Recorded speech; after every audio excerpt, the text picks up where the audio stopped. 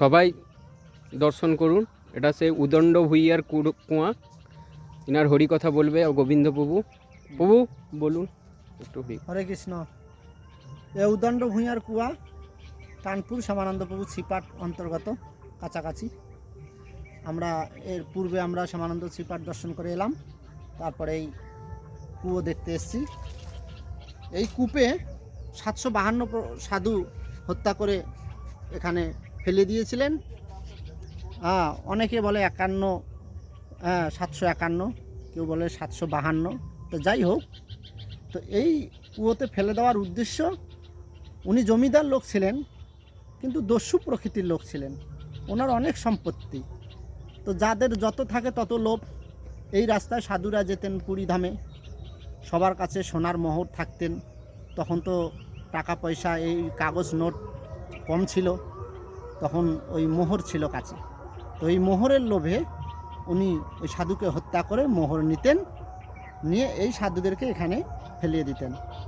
তো এইভাবে উনি যখন দীর্ঘদিন এই পাপ কার্য করে গেলেন, করার পরে শেষের সময় ওনার মনের আন্তরিকতা, মনের মধ্যে যে সারা জীবন যে যত পাপ করলো, ওইগুলো মনের মধ্যে তার অনুশোচনা করতে লাগলেন যে আমি তো এত পাপ করলাম, আমার উদ্ধার হবে কি করে।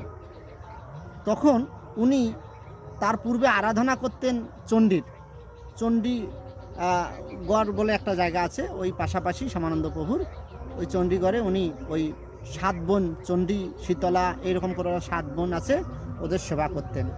তো ওই মায়ে একদিন বলে দিলেন, শীতলা মা, চণ্ডী মাই বলে দিলেন ঠিক যে দেখো, তুমি যত পাপ করেছো, কিন্তু এই পাপের থেকে তুমি উদ্ধার পাবে না আমার পুজো করলো। তুমি শ্যামানন্দ প্রভু একজন সাধু, এই নামে একজন সাধু এসছেন শ্যামানন্দ প্রভু, ওনার চরণে তুমি শরণাপন্ন হও, তাহলে তোমার হয়তো পাপ থেকে মুক্তি পেতে পারো। তখন উনি সেই সাধু বাবার কাছে গেলেন, শ্যামানন্দ প্রভুর কাছে গিয়ে বললেন, বাবা আমি তো জীবনে অনেক পাপ করেছি, আমাকে আপনি উদ্ধার করুন, আমাকে দীক্ষা দান দেন, আমি যেন উদ্ধার পাই, আর আমি করব না, আপনার সেবা করব। বাবাজি তখন বললেন, দেখো বাবা, আমি তো প্রচারে এসেছি, আমি তো এক জায়গায় থাকি না, আমাকে অন্য জায়গায় আরও যেতে হবে। তখন উনি খুব অনুনয় বিনয় করে বললেন, বাবা তো আপনি এখানেই থাকুন, আপনি এখানে ভজন করুন, আপনার ভজনের জন্য আমি সুবিধা করে দিব, আমি এখানে মন্দির বানিয়ে দিব, আমার অনেক সম্পত্তি, আমি সম্পত্তি আপনার নামে আমি লিখে দিব, আমারও তো পরিবারে কেউ নেই, আমাকে এই কৃপা করুন, আমাকে উদ্ধার করুন। তখন এই উদণ্ড ভূঁইয়াকে উদ্ধার করার জন্য থেকে গেলেন উনি শ্যামানন্দ প্রভু, থেকে 30 একর জমি সম্পূর্ণ শ্যামানন্দ প্রভুর নামে লিখে দিলেন। এখন সেই পরম্পরায় এখনও ঠাকুর আছে, রাধামোহন সেবা হচ্ছে, ওই জমি এখন সরকারি হয়ে গেছে, গভর্নমেন্ট নিয়ে ওরাই পরিচালনা করে। সেই কুয়া আমরা দর্শন করছি। এই কুয়া লুপ্ত হয়েছিল, আবার একে সংস্কার করা হয়েছে।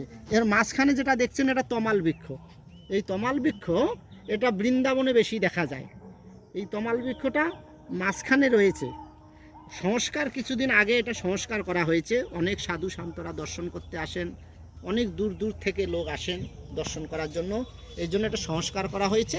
আর তমাল বৃক্ষটা তার মাঝখানে রয়েছে, এটা আরও গভীর আছে, কিন্তু মাঝখানে একটা স্তর পড়ে গেছে, ওই স্তরের মধ্যে মাটি টাটি গাছের শিকড় গিয়ে একটা স্তর পড়ে গেছে, ওই স্তর থেকে আর নিচে ওটা খালি আছে, নিচে ফাঁকা আছে, কিন্তু ওটা উপরেই গাছটা রয়েছে।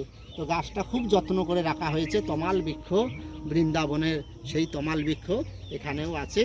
সেই কুয়ো আমরা দর্শন করতে এসেছি, অনেক দূর থেকে লোক আসে, অনেক সাধুরাও আসে দর্শন করতে, সংস্কার করা হয়েছে সুন্দর জায়গা। সকলে আসবেন, দর্শন করবেন। গৌর প্রেমানন্দে হরি হরি বল, হরি বল।